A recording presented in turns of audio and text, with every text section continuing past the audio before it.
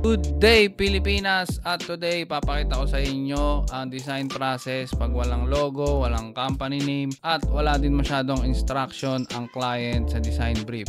Okay, so makikita nyo naman dito, ang pinrovide niya lang is yung parang short description ng company. Walang name at wala ring logo. Medical Weight Loss Clinic. Pero weight loss siya through a medical procedure, hindi about fitness.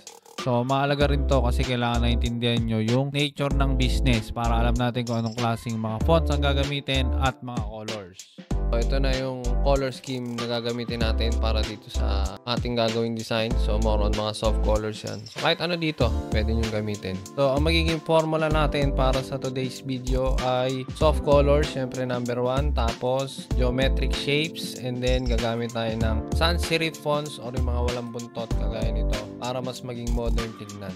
So, dito naman tayo ngayon sa image. So, ang ginagawa ko lang dito is hiniwalay ko lang yung subject sa background and then, nakita nyo naman, bina-black and white natin.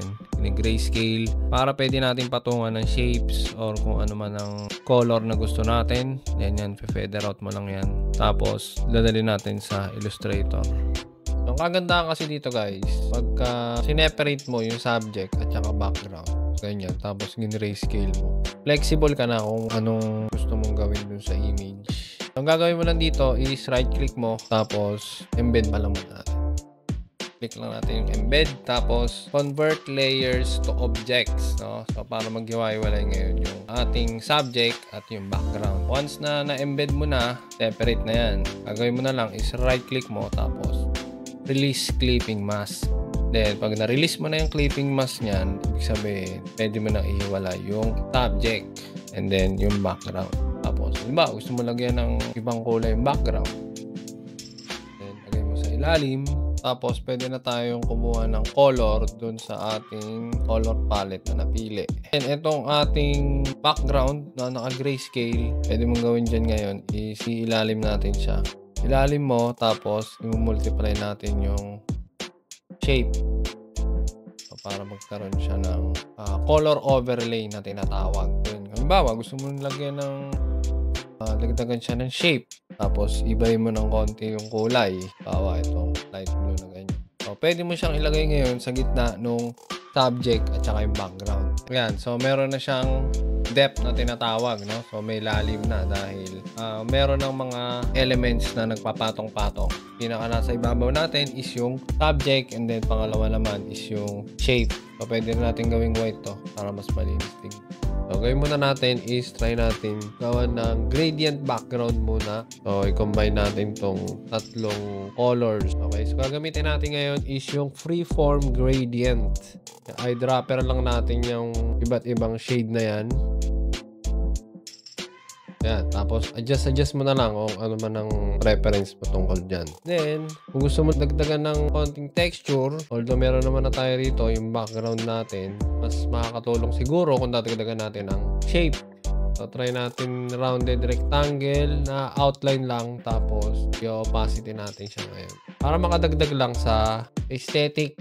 Pero okay na rin naman to kahit wala. Kapalan natin ng konti. Tapos, lalagay natin siya sa in-between ng ating image at background. O pwedeng ganyan or pwedeng dalawa. I-clipping mask natin. Yan, nilabuhan ko lang ng konti para hindi masyadong maingay at nakaka-distract yung ating background. Okay, so punta naman tayo sa typography. So, ito yung ating text na gagamitin. So, kagaya nga ng sabi ko, kailangan natin gumamit ng sans serif. Okay, so walang buntot. Try natin is yung medyo narrow na font para mag-signify din ng payat, diba? Kasi nga weight loss eh. Siyempre, mas luxurious tignan. Try natin yung DIN Pro na content. So, itong gantong font, pwede na to. Tapos, mas madali pa tong i-layout. Kasi nga, hindi masyadong nasasakop yung mga space. So, mas madaling kontrolin kasi ang narrow. Pero ito, pwede nyo rin naman gawing bold kung gusto nyo. Kaya lang, para sa akin kasi, gusto ko, ano siya eh, medyo luxurious tignan. Ayokong gamitan ng sobrang bold. Kagaya nito. Medyo nagiging, ano kasi yung tema niya eh. Parang nagiging fitness or medyo masculine tignan. Hindi pwedeng sobrang masculine kasi naglilin towards unisex, so for men and women. Hindi rin naman pwedeng yung mga may buntot kagaya ng Garamond kasi syempre hindi yan masyadong babagay sa ating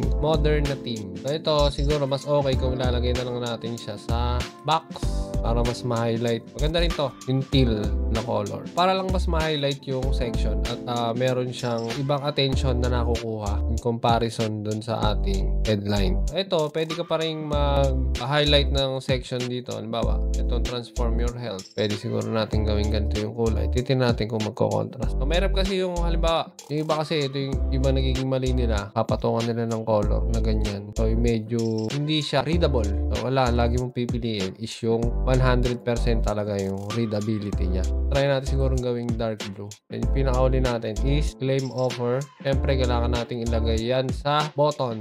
White, pwede rin naman gamitin as button. Okay, so ngayon natapos na natin itong unang version.